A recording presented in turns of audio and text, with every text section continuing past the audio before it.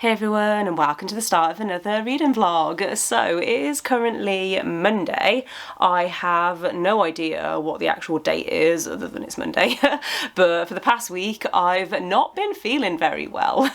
I'm still testing positive for COVID at the moment, so if I look a little bit bedraggled then that is why, and also if I sound funny then that's also why. I mean, I feel a lot better than I did a week ago, but I'm still not feeling 100%. But I thought I would start a new weekly reading vlog because I obviously didn't vlog last week, and honestly you wouldn't have wanted me to vlog last week because last week was not fun.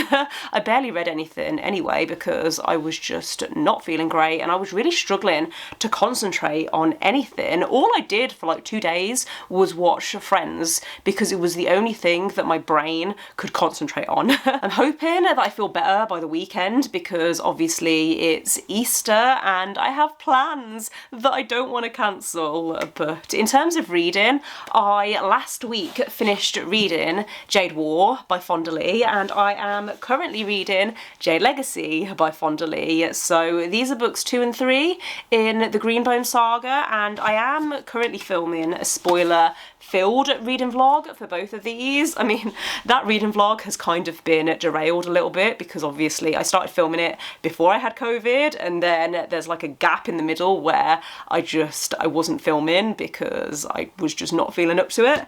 But I am still ploughing on with that reading vlog. It should be live hopefully after this one. I am currently about 65 pages into Jade Legacy and really enjoying it so far. I'm probably not going to talk about this much actually in this vlog just because I don't think I'm going to finish this by the end of the week. It's a chunky book. There's like over 700 pages to this, I think, but I am scared to finish this series because I just love it so much and I don't want it to end, and I have a feeling that this is going to emotionally destroy me and I don't think I'm ready.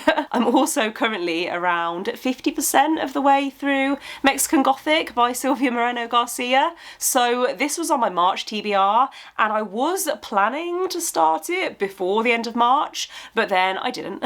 So I started this on the 1st of April and it's taken me a while to read because it is very slow paced and it is very atmospheric and it's very character driven, but actually I'm enjoying it. I mean, it's not going to be a new favourite or anything like that, but it is pretty much exactly what I expected it to be. This basically follows a woman called Noemi whose cousin Catalina got married, I think it was a few months ago or a few years ago, and she's recently written back home to say that she thinks her new husband and his family are trying to kill her, and so Noemi travels to see Catalina to try and work out what's going on. It's not a very plot heavy book. You are basically following Noemi as she's trying to work out what's going on with this family, and like I said, I'm enjoying it so far. I think it's given me solid 3-star vibes, but we'll see how things go in the second half. Then finally, the audiobook that I'm listening to this week is The River of Silver by Chakraborty. So this is a collection of short stories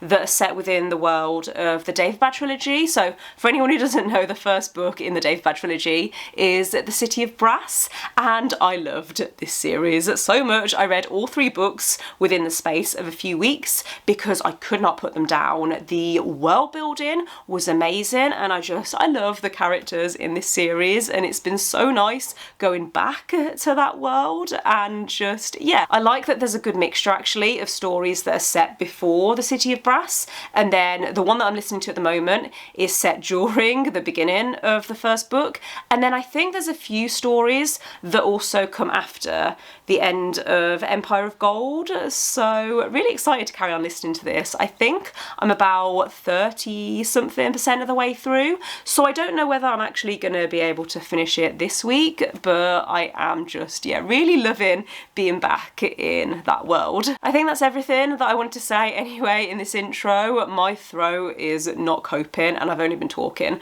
for like 5-10 minutes, but yeah, I will catch up with you once I have some more reading updates. Okay, so I read some more of Mexican Gothic Gothic while I was in the bath, and I'm now, I think, like 65% of the way through. This is only a short book. I think it's less than 300 pages, but things are starting to get very, very strange.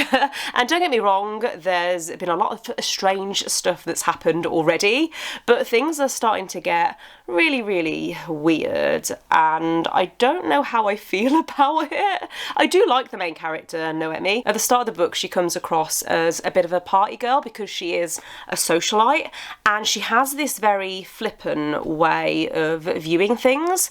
However, throughout the book, you start to see her question what's happening, and you're not really sure whether certain things are actually happening or whether it's all going on in her mind. And there's this very dreamlike quality to the atmosphere, which I do like. I think if you like atmospheric books, then I would recommend this one. What is with the mushrooms? That is the only question that I have at the moment, is what is going on? Why are there mushrooms? I don't understand. Hey everyone, so it's now Tuesday, and I don't know if I mentioned actually yesterday, but I am obviously working from home all of this week because obviously I've not been very well. But last night I did end up finishing Mexican Gothic by Silvia Moreno-Garcia, and I'm glad that I read this because I think that it is good sometimes to read books that are outside your comfort zone, and I don't read Gothic horror very often, if ever, really. I really liked the setting in this book and how it takes place during the 1950s in Mexico. I don't think I've ever read a book that has that setting before, so I really enjoyed that and it felt unique to me. Most of the book takes place in this old mansion and it felt very claustrophobic at times, which I also really enjoyed. It was very unsettling and it was very creepy in places, so if you like the sound of a book like that, then I would recommend this one. Overall, I did think that it was well written, and so I would pick up other books by this author.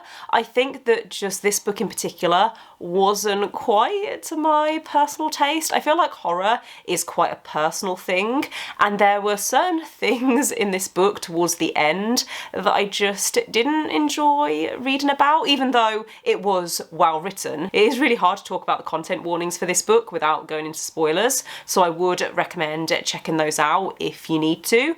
But I would say that if you're in any way squeamish about anything, then maybe this wouldn't be the book for you, because I wouldn't consider myself a squeamish person, but there were certain descriptions that just made my skin crawl. Yeah, I would just be aware that there are some pretty horrific things that happen in this book, especially towards the end. In terms of my final rating for this, I think I'm going to go with a 3 stars because I felt kind of neutral about it. I didn't hate it, but I also didn't really love it. I thought the characters were well written actually. I liked the characters that I was meant to like, and I didn't like the characters that I wasn't meant to like, but I was expecting there to be more suspense considering that this was a Gothic horror, and I never really felt like there were many moments where I felt like I was on the edge of my seat. So yeah, 3 stars. It was just okay, but I'm glad that I read it. I forgot to mention this also fulfills the magical readathon prompt for restoration, which is to read a book that features healers because the cousin is sick and there are healers that are part of the story, so it definitely counts. So I'm trying to decide what I want to read next because I'm still reading Jade Legacy. I'm about 100 pages in now, and I'm also listening to The River of Silver on audiobook, but I feel like I need something to read on my Kindle. Not that I'm going anywhere, so it doesn't matter if I am reading it on my Kindle, but I want something that's not fantasy, just for when I want to take a break from fantasy. And I was thinking I might pick up 7 Days in June by Tia Williams. All I really know about this is that it's a second chance romance, and usually I don't have a lot of luck with second chance romances, but I know that my cousin read this back in, I think it was January February and really enjoyed it, and I know that it has really good reviews just in general, so I thought I'd give it a go. And it sounds really interesting because it's about two writers who I think had a relationship many years ago, and they've been writing to each other through their books ever since. So yeah, it sounds really romantic, and I know that it's set in New York,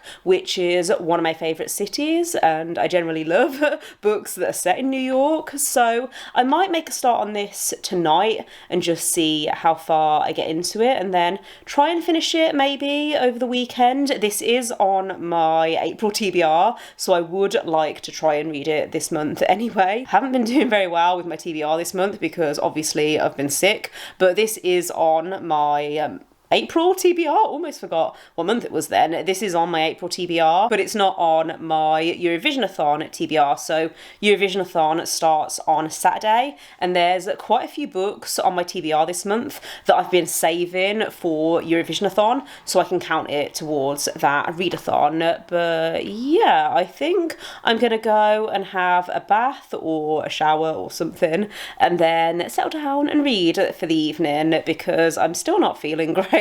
I'm not going to talk about it too much anymore in this vlog because I think you can tell that I'm not very well and it's probably really boring, but yeah, hopefully I will be feeling better by the weekend. So I made a start on 7 Days in June last night, and do you ever get that feeling when you start reading a book where you just know that you're going to love it because there's just something about the writing style that's working for you, and you just feel like you're going to struggle to put it down?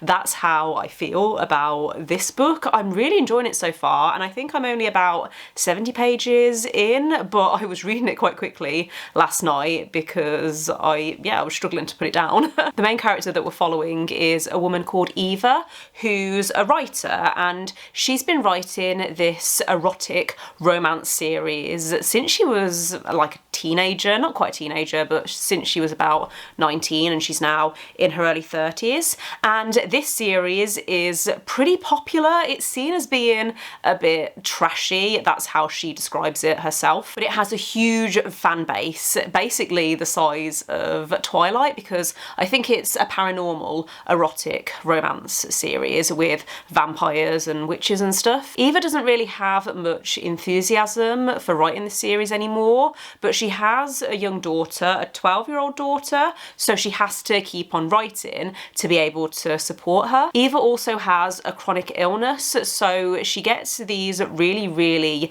bad migraines that are completely debilitating, and so obviously that has a huge impact on her life. The other perspective that we're following is a guy called Shane, who's also a writer, and he writes literary fiction, and he's sober now, but he used to have problems with addiction and substance abuse. I'm at the part now where Eva and Shane have both attended this literary event for Black authors, and they're pretending that they've never met before, but we know that they did meet when they were teenagers, and it's been implied that something happened between them. I think, from what I remember from the synopsis, they had a relationship back then, but then stopped talking for some reason. What I'm loving about this book so far is how the characters feel so realistic, and it's a very deep and beautiful and emotional writing style. I do tend to enjoy books that are about writers, even though I'm not a writer myself. I do love seeing that process, and I really like actually that this book is taking us inside the mind of these characters, and it's so well done so far, and I'm really excited to see what direction this book goes in, because I've seen this described as a second chance romance, but I feel like it's going to be a lot more complicated than that. Still need to recover from another love, or would you be here for me? Never met your parents, not even your mother, but let's see where this leads. What should we do tonight? So I think I'm now about 70% of the way through 7 Days in June, and I'm still really enjoying this. I've actually seen this described as an epic love story, and I would agree. The only thing I would say at the moment that's a kind of a slight criticism is there's been a few chapters in the middle where I felt like it was dragging a little bit, and it is a very, very slow moving book, but yeah, there was like a part in the middle where, I don't know, where I felt like my attention was kind of wavering a little bit. Yeah, basically there's these two timelines, one in the present day and one in the past. So in the past timeline, you see these two characters and how they met when they were teenagers, and there was this instant connection, and they spent 7 days together, but their relationship wasn't very healthy. But also it's not as simple as that, because they were teenagers and they were both going through a lot of trauma and trying to cope with that. Yeah, it's not like when I usually read second chance romances where I struggle to root for the characters, because that's the thing, isn't it, is that if I agree with why two characters broke up, then I don't want them to get back together. However, with this book, I don't feel like what happened in the past was either of their faults, because they were just two messed up kids trying to find a connection. And yeah, I do really like both of the characters, and so it's not that I don't want them to get together, because you can see that they are completely different people in the present day. Still need to recover from another lover. Pretty blue jeans and me, running through evergreen, running through evergreen, yeah. Pretty blue jeans and me. So last night I finished reading 7 Days in June, and I think I'm going to give this 4 stars. The main reason it didn't quite give me that 5-star feeling was because I wasn't a fan of the pacing in this book. I really loved it in the beginning, and how I felt this instant connection between the two characters, and there was this amazing chemistry which I did think was present throughout the rest of the book. There was a part in the middle where I felt just a little bit bored, and then towards the end there were quite a few very emotional moments where I found myself feeling more invested in the characters, but I didn't like the way that the ending was structured. It felt very rushed, and that was a little bit jarring. So yeah, 4 stars overall. I would recommend this if you're looking for a very deep and emotional and beautiful romance. I wouldn't recommend this if you're looking for something light and fluffy, because there are quite a few trigger warnings, especially for addiction and self-harm. This also fits the magical readathon prompt for alchemy,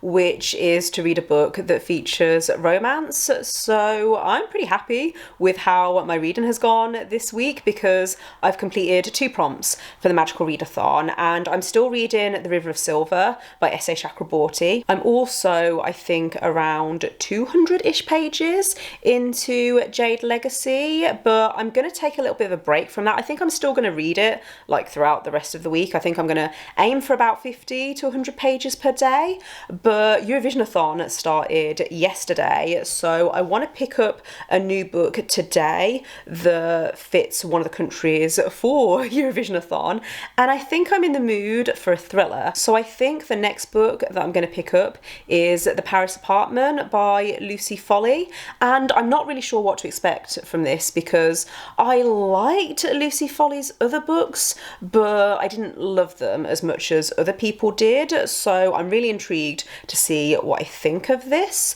But otherwise, I think I'm going to end the reading vlog here, because it's now Sunday. It's Easter Sunday, so happy Easter if you are celebrating. This weekend has been really good, but also quite busy, considering that I'm still recovering from COVID. I'm tested negative now. I have been for a couple of days, but I'm still feeling the after effects of being sick, so I'm excited to relax and chill today. But yeah, thanks for watching. If you made it this far, let me know in the comments what you've been reading this week, and don't forget to give this video a thumbs up if you liked it, and click subscribe if you haven't already, and I will see you next time.